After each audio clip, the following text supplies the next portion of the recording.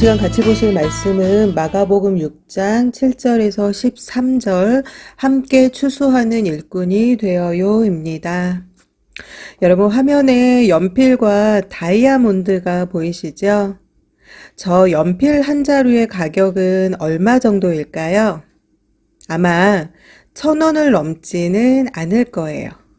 그렇다면 연필 옆에 있는 저 다이아몬드의 가격은 얼마나 할까요?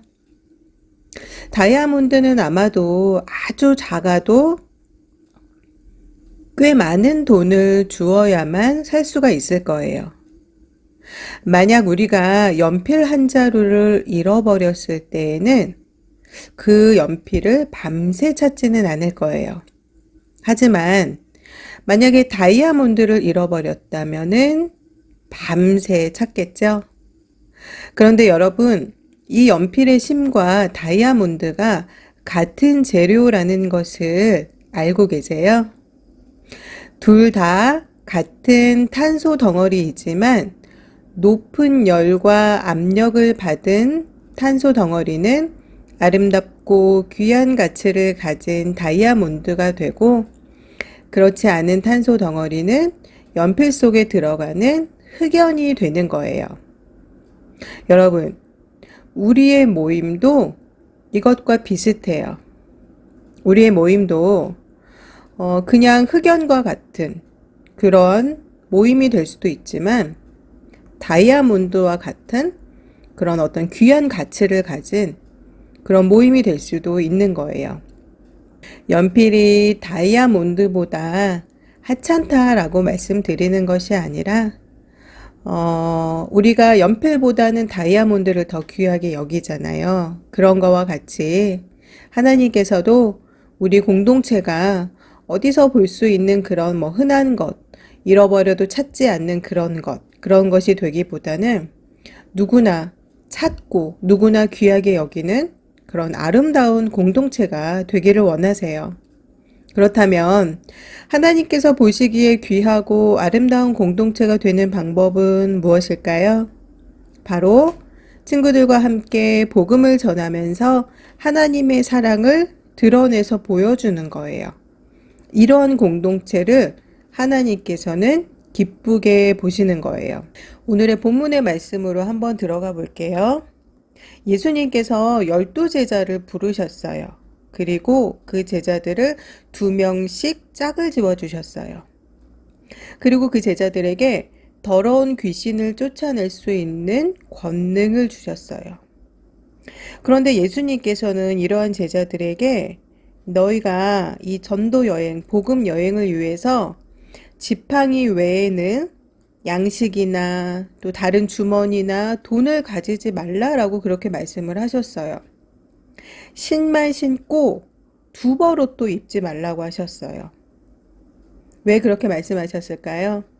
돈이나 양식이나 어떤 것들을 준비해서 그런 것들을 의지하지 않게 복음을 전하고자 하는 이 제자들이 그런 다른 것들을 의지하지 말고 오직 하나님만을 믿고 신뢰하게 하기 위해서 주신 말씀이었어요.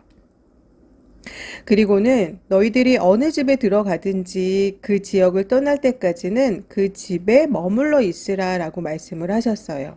왜 이렇게 말씀하셨냐면 더 나은 대우를 받기 위해 이 집 저 집 돌아다니지 않도록 하기 위해 하신 말씀이에요. 그렇지만 만약 이 제자들은 영접해 주지도 않고 그들이 전하는 복음의 말씀도 듣지 않는 곳에서는 발에 묻은 먼지를 털어서 증거를 삼으라고 하셨어요. 그렇게 함으로써 복음을 거부한 사람들에게 그 증거가 되도록 하신 것이었어요. 그러니까 믿지 않는 자들, 마음이 완악한 자들, 복음을 거부하는, 절대적으로 거부하는 자들에 대해서는 먼지를 떨어버리고 나와버려라 라고 그렇게 말씀을 하신 거죠. 제자들은 나가서 회개하라 라고 사람들에게 전도하면서 주님께서 주신 그 능력으로 많은 귀신을 쫓아내고 또 많은 병자들에게 기름을 부어서 그들의 병을 고쳐주기도 했어요. 여러분, 하나님은 우리가 복음을 전하길 원하세요. 예수님께서는 이 땅에 계시는 동안 모든 마을을 두루두루 다니시면서 하나님의 말씀을 가르치셨죠. 그리고 제자들을 복음 전하는 일에 보내시면서 그들에게 어떤 권세와 권능도 같이 주셨어요. 하나님께서는 우리가 예수님의 제자들처럼 복음을 전하기를 원하세요. 그래서 우리들을 통해서 하나님의 사랑을 다른 모든 사람들이 깨닫게 되기를 또 알기를 원하세요. 그래서 우리는 함께 복음을 전하는 공동체가 돼야 하는 거예요. 예수님께서는 복음을 전하도록 제자들을 보내실 때 혼자 보내지 않으셨죠? 2명씩 짝을 지어서 함께 복음을 전하도록 하셨어요. 여러분, 우리의 공동체도 이렇게 사랑을 나누어주는, 하나님의 사랑을 나누어주고 복음을 전하는 그런 아름다운 모임이 되기를 하나님께서는 원하세요. 예수님께서 제자들을 2명씩 보내시면서 하나님의 사랑을 전하는 공동체로 만드셨던 것처럼 우리의 공동체는 어떤 공동체일까요? 먼저는 우리 주일학교 공동체가 되겠죠? 우리 주일학교로 모여준 우리 주일학교 친구들, 이 공동체도 하나님의 사랑을 전하는 공동체가 되기를 하나님께서 원하시는 거예요. 여러분, 우리 공동체에 혹시 누구를 미워하고 다투는 일이 있나요? 아니면 서로 만날 때마다 사랑을 막 부어주고 칭찬해주고 양보해주고 그런 공동체인가요? 여러분, 함께 하나님의 사랑을 나누는 공동체를 하나님께서 기뻐하시는 거예요. 이제 우리도 예수님의 제자들처럼 함께 하나님의 사랑을 전하는 그런 공동체를 만들었으면 좋겠어요.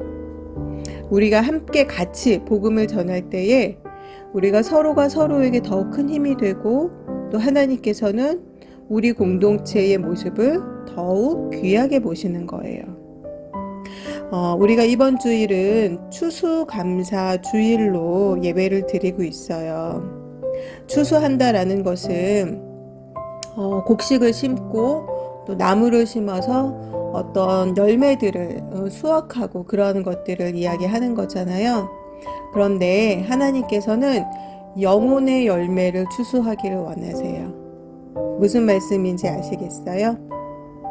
믿지 않는 사람들이 하나님께로 돌아오는 것, 믿지 않는 영혼들이 하나님의 자녀로 열매 맺어서 추수되는 것, 하나님께서는 그것을 기뻐하신다라는 거예요. 우리가 코로나로 인하여서 만나는 것이 좀 멈춰져 있고 조심해야 되는 시기이긴 하지만 이 시기에 어떻게 복음을 전하는 공동체가 되어야 하는지 우리 주일학교 친구들이 하나님께 함께 기도하였으면 좋겠고요. 전도사님이 또 하나 권면해 주기는 여러분들에게 보내드리는 이 예배 영상을 우리 친구들 요즘에는 스마트폰을 많이 가지고 있잖아요. 그 친구들에게 이 예배 영상을 한번 보라고 전송해 주는 것도 그 친구들이 보든 안 보든 그렇게 권면해 주는 것도 복음 전하는 공동체의 역할을 잘 하는 거예요.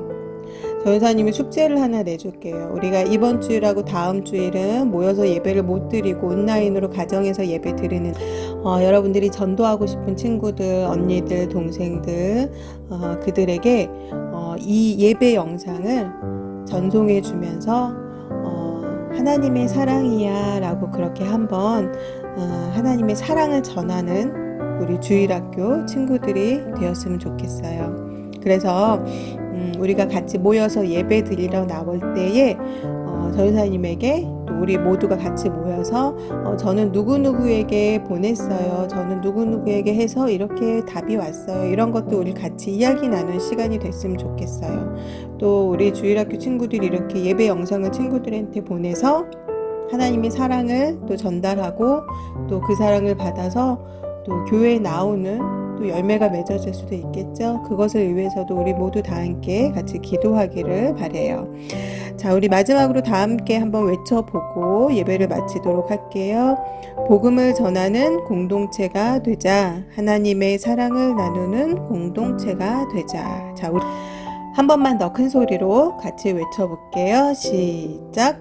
복음을 전하는 공동체가 되자. 하나님의 사랑을 나누는 공동체가 되자. 아멘. 이 시간 주기도문으로 예배를 마치겠습니다. 하늘에 계신 우리 아버지여, 이름이 거룩히 여김을 받으시오며 나라 임하옵시며 뜻이 하늘에서 이루어진 것 같이 땅에서도 이루어지이다. 오늘날 우리에게 일용할 양식을 주옵시고 우리가 우리에게 죄 지은 자를 사하여 준 것 같이 우리의 죄를 사하여 주옵시고 우리를 시험에 들게 하지 마옵시며 다만 악에서 구하옵소서. 대개 나라와 권세와 영광이 아버지께 영원히 있사옵나이다. 아멘.